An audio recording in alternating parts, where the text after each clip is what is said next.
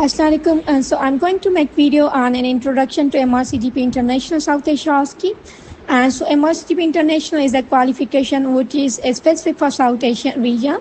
Since English is not a national language in this region, so candidates' performance is hampered by the language barrier. So to pass this exam, all doctors need to have a good command over the English language. Many doctors from the South Asia region have an excellent subject knowledge, but unfortunately suffer in the exam due to their inadequacy in English language expression. So now in order to improve their English language skills, especially in the clinical context, the first method is to watch consultation videos carefully and make some notes for the conversation. And the second method is to go through books on OSCE with the scripts of actual consultations. And besides that, another issue is the accent of doctors. Some Indian doctors can't pronounce Z, they pronounce it as G. And some Arab doctors pronounce P as P.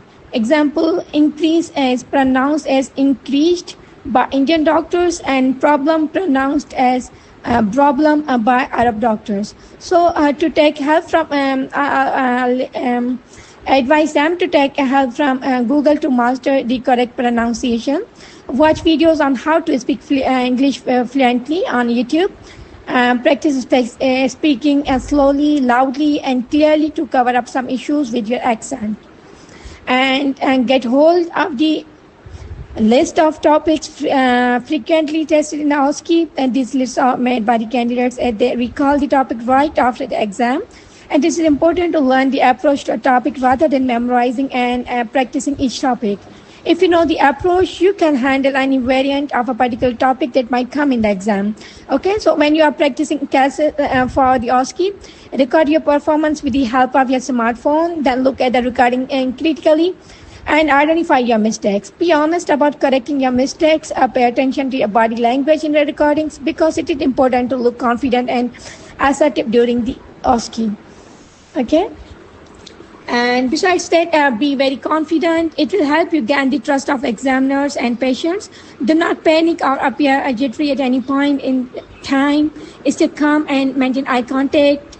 Speak clearly and in a loud enough voice so that the patient and the examiner can easily understand what you are saying. Okay, and it is natural to be a bit anxious before the exams.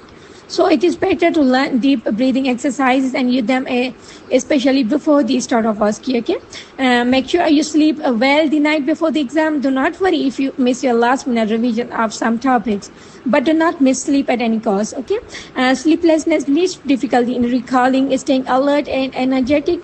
So this may adversely affect your performance during the OSCE. So make sure you sleep well the night before the exam. Okay. Do not forget to carry your confirmation email, roll number card, original ID card, or valid passport when coming for the OSCE. Please be punctual, right to reach examination center at least 1 hour before the exam time.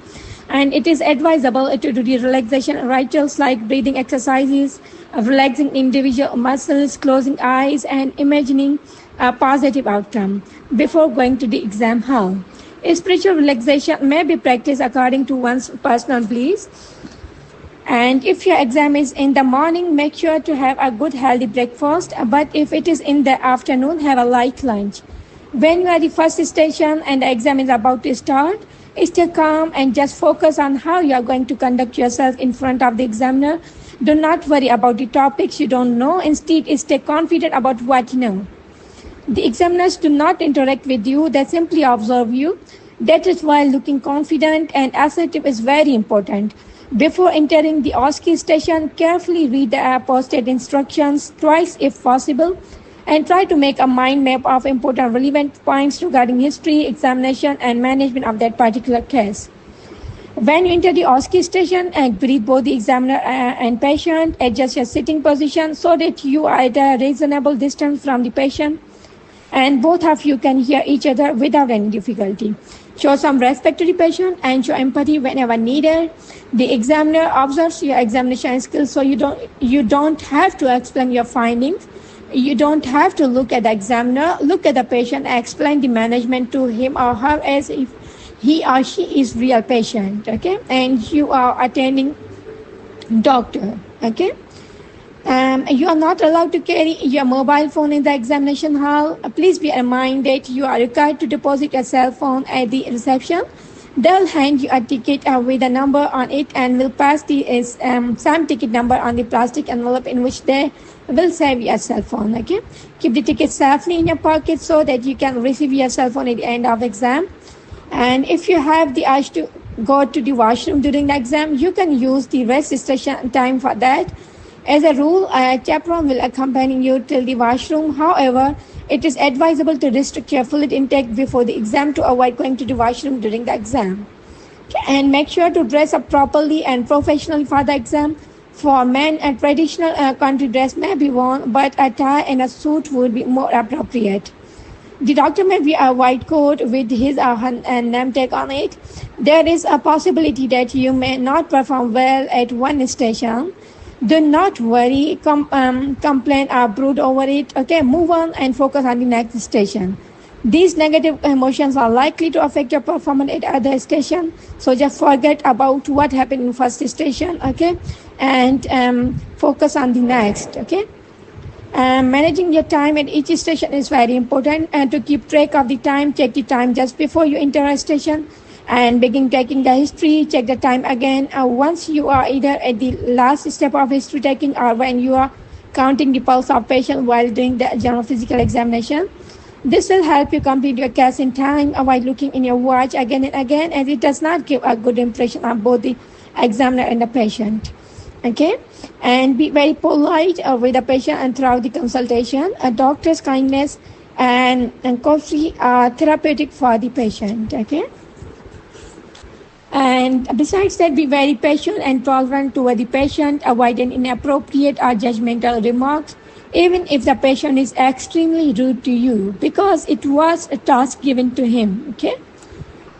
And so be patient and tolerant. Your whole consultation should be according to evidence-based medicine. Involve the patient while making the decision of his or her management plan. This is called shared management, where you suggest a treatment and the patient agrees to it. Okay. And avoid using medical jargon like during consultation. Try to explain the relevant details in layman terms as far as is possible. Okay, so these were a few points from the book of The Ultimate OSCE Companion by respected Sir Rahil Akbar and respected Sir Nasir Shah. So I